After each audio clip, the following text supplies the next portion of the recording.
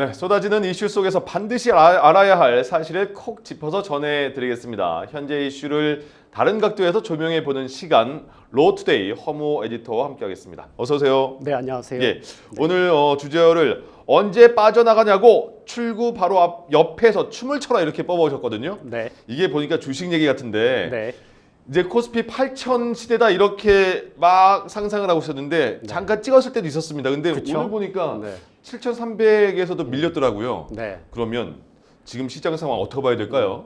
그러게 말입니다. 지금 들어오기 직전에 이제 오늘 장 마감한 걸 보면 국내 코스피 시장이 한 3% 이상 하락을 했어요. 네. 장중 한때는 4%도 빠지게 됐고, 물론 이제 매도 사이드카가 발동된 건 아니에요. 예. 근데 증시의 격언 중에 그런 말이 있습니다. 이게 네. 증식, 그러니까 우리가 주식을 사는 건 아주 쉬운데, 네. 그러니까 주식을 사는 건 기술이고 파는 건 예술이다 이런 말이 있거든요. 그러니까 잘 팔아야 되는 거죠. 예. 잘 팔아야 되는데 네. 최근 말씀하신 것처럼 우리 시장은 굉장히 지금 출렁임이 심해요. 예. 8,000포인트 찍었다가 근데 그게 25분인가만 버틸 수 맞아요. 있었거든요. 예. 바로 빠졌잖아요. 근데 이제 개미들 사이에서 이제 이런 말도 있었거든요. 예전에 왜 위장은 세금을 떼지만 국장은 원금을 녹인다. 뭐 이런 그래요? 얘기도 있었어요. 그렇군요. 예. 네. 그래서 아무튼 이 올해 이 코스피 코스닥 양대 시장에서 사이드카가 발동됐던 게 17번인가 굉장히 많았어요. 그러니까 이게 우리가 그 금융위기 이후에 제일 많았다. 그러니까 매수 매도 합쳐서 그런 겁니다. 네네. 근데 지금 매도만 봤을 때는 한 9차례 정도 되는 것 같은데 근데 이게 어떤 이성적인 분석이 통하지 않는 뭐 패닉 셀링이다. 이건 절대 아닌 것 같고요. 예. 자, 근데 이 상황이 이제 출렁임이 심하다 보니까 자연스럽게 탈출 타이밍을 또 언제로 잡아야 되냐. 이제 이런 얘기들이 나오는 거죠, 이제. 예. 네. 빠져나와 이렇게 말하는 것도 있잖아요. 네. 그러면 탈출이 어려운 상황이라면 네. 이번에 그 코스피가 뭐 주식이 이렇게 떨어진 그 원인은 뭐라고 보세요? 네. 일단은 사안의 본질은 굉장히 다양하기 때문에 한마디로 원인이 이거다 이렇게 말씀드릴 수는 없는 거고요. 네. 그런데 트리거가 되는 거는 우리가 알 수가 있죠. 최근에 이제 미국하고 일본의 이 금리를 좀 눈여겨볼 필요가 있는데 예. 최근에 그 베센트 미국 재무장관이 일본을 방문을 했었어요. 그래서 네. 일본 정부를 좀 압박한 게 있었는데 이게 뭐 때문에 그러냐 그러면 일본 은행이 이제 이것 때문에 금리를 좀 인상할 것 같아요. 근데 꼭 미국 재무장관의 압박 때문에라기 그렇다기보다 예. 이 일본 은행이 금리를 인상할 건지 분명한데 자, 몇 차례에 걸쳐서 얼마나 올릴 거냐 이게 지금 관건인 거죠. 왜 네. 그러냐면 일본의 지금 4월 생산자 물가 지수가 4.9%로 폭등을 했습니다. 예. 그러니까 우리는 통상적으로는 일본은 물가가 오르지 않는다라고 생각하지만 그렇지 않은 거죠. 근데 네. 이게 이제 말씀드린 것처럼 생산자 물가이기 때문에 이거는 기업이 물건을 만들 때 드는 비용 네. 이걸 말하는 거라서 우리가 생각하는 소비자 물가하고는 조금 다르긴 합니다. 그래도 조금 뭐랄까 소비자 물가보다 조금 선행하는 지수라 그럴까요? 이렇게 예. 볼 수 있겠죠. 그래서 이번에 이제 생산자 물가 지수가 원래 예상은 3%였어요. 네. 근데 이게 4.9% 예상치를 훨씬 크게 웃도니까 조만간 이 소비자 물가도 크게 오르지 않겠는가 이런 생각들 하잖아요. 예. 그 참고로 지금 일본의 국채 30년물 금리가 4%를 뚫었거든요. 네. 이거 사상 최고치입니다. 예. 네. 그러면 미국 시장은 어떤 거예요? 네. 일단 중동 리스크는 뭐 따로 말씀 안 드려도 되는 거고요. 네. 미국도 지금 보면 30년물의 국채 금리가 5%를 넘겼습니다. 예.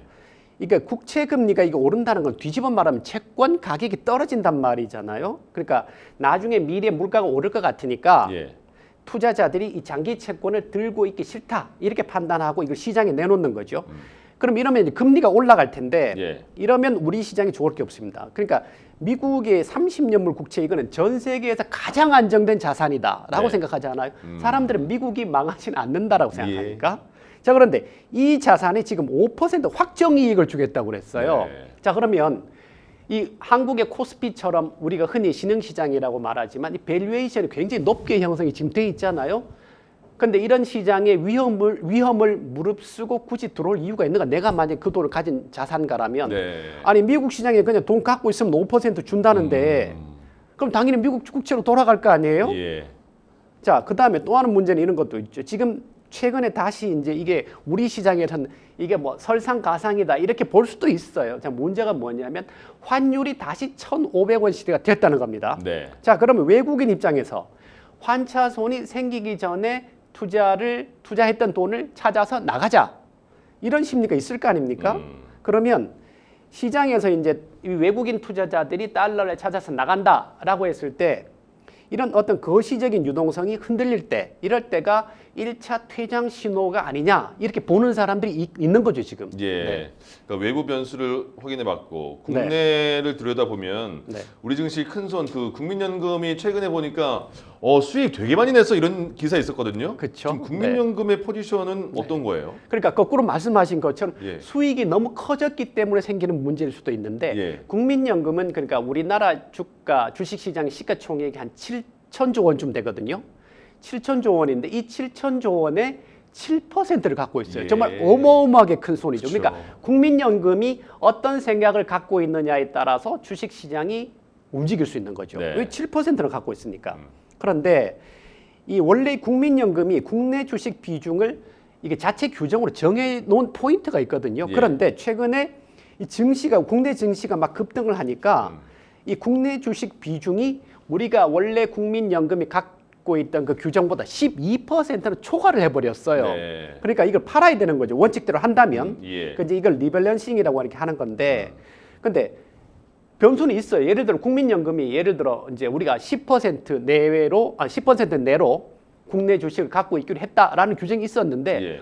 이거 그럼 앞으로 내가 15%로 고칠게. 예. 라고 한다면 안 팔아도 되죠. 예. 그러니까 이게 지금 국내 주식 비중을 고치지 않는다면 150조 원 주식을 팔아야 되는데, 예. 근데 국민연금이 만약에 그 기준을 고쳐서 조금 상향 조정하겠다라고 한다면 안 팔아도 되는 이런 변수가 있는 거죠 지금. 예.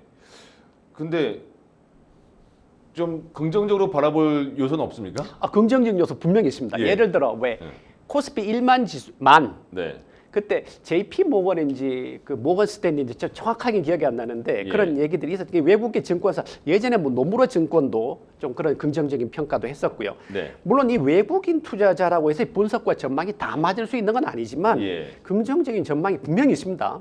그다음에 반도체 호황이 상당 기간 이어질 것이다. 이런 전망도 있잖아요. 예. 그래서 그런데 또 이게 우리가 뭐랄까요, 낙관론, 비관론 다 같이 봐야 되잖아요. 예. 그래서 지난주에 블룸버그가 그 보도했던 게 또 한동안 이 국내 뉴스에 이게 좀 이슈가 되게 됐었는데, 예. 그때 블룸버그는 그 외국인 투자자들이 자산을 빼나갈 거다라는 경고를 했는데 그 논점은 그게 논거는 그 세 가지였어요. 첫 네. 번째가 뭐냐면 예.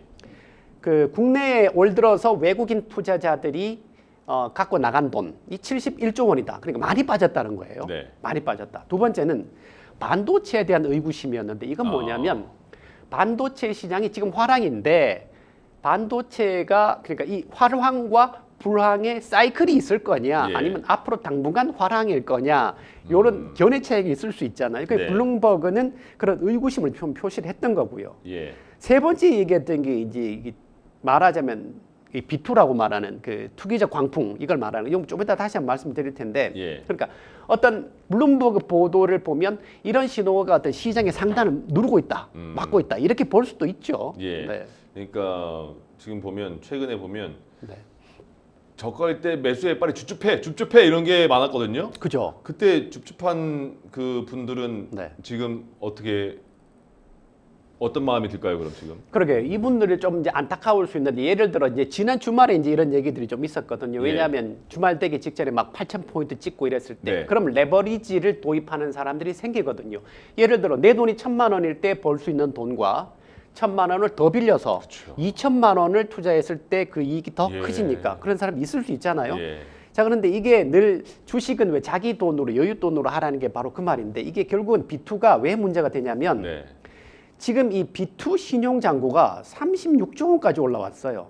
굉장히 큰 돈이잖아요. 예. B2가 36조 원이다.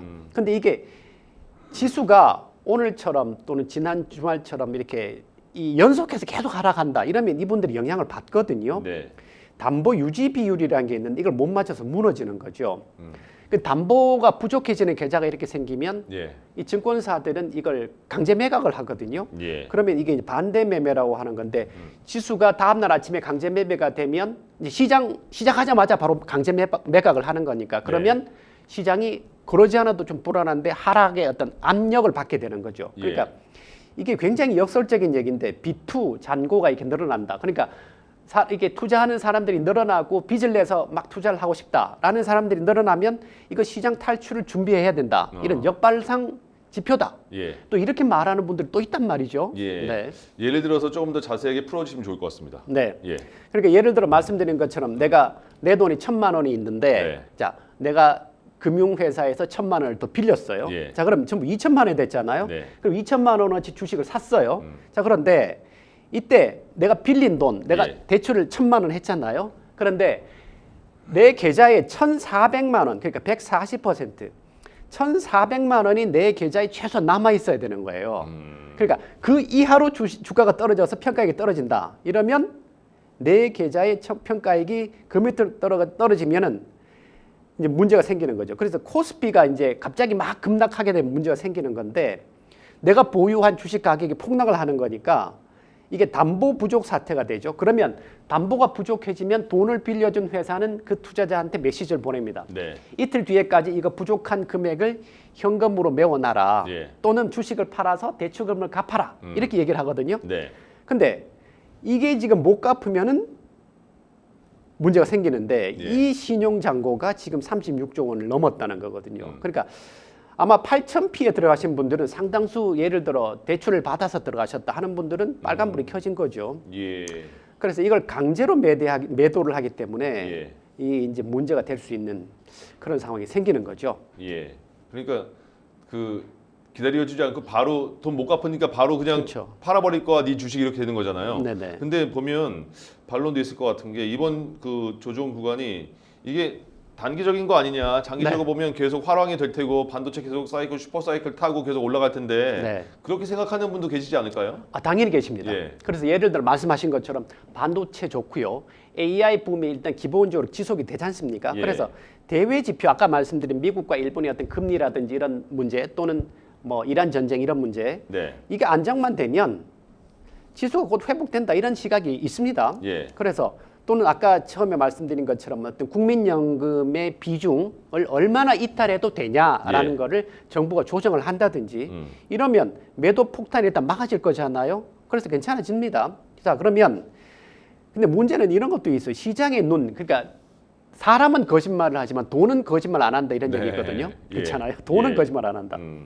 정부가 예전에 왜 그 이른바 그 동학개미들이 미국 시장에 풀어놨던 돈을 국내 주식 시장으로 갖고 들어오면 예. 세금을 감면해 준다 이런 게 있었잖아요. 그 RIA 제도였는데 그래서 이거 도입하면서 자금을 많이 붙잡으려고 그랬단 말이죠. 네. 그런데 최근에 이 개미들이 미국 주식 보관액이 2천억 달러를 넘었습니다. 이거 우리 예. 돈으로 하면 300조 원이에요. 그래서 어쩌면 이런 돈이 굉장히 스마트한 돈일 수도 있다라고 생각을 할 수도 있죠. 예. 그러니까 이게 판단은 각자의 몫인데 네. 그러니까 이런 것들 이제 각자 도생 단계에 탈출 전략을 짜야 되냐 이제 이런 것 누가 이 문제를 직접적으로 표현할 수는 없지만 어느 정도 감은 잡고 있어야 된다라고 볼 수 있죠. 아까 처음에 매수라는 기술, 매도라는 예술 이런 말씀해 주셨잖아요. 네, 예. 지금 예술을 한번 생각해 볼 때인 것 같네요. 그렇죠. 예. 그래서 미국 월가 이런 격언도 있습니다. 네. 예를 들어 무도장, 그러니까 이 음악이 나오는 동안은 춤을 열심히 이렇게 재밌게 춰도 되는데 예. 이 축제가 끝나갈 때쯤이면 손잡이를 잡고 있어야 된다 이런 이야기 있거든요. 네네. 그래서 지금 강 세장이 이제 이 워낙 이제 오래 지속이 됐으니까 전부 다들 이제 음악에 취해 있었는데 예. 이제는 출구 손잡이를 좀 가볍게 쥐고 조금 바라봐야 될 수도 있겠다. 예. 물론 앞으로 주가 더 올라갈 수도 있죠. 근데 네. 이런 충고를 하는 분석가들이 있다라는 정도는 말씀을 드려도 될 것 같습니다. 그렇군요. 알겠습니다. 오늘 잘 들었습니다. 로투데이 허모 에디터와 함께했습니다. 고맙습니다. 예.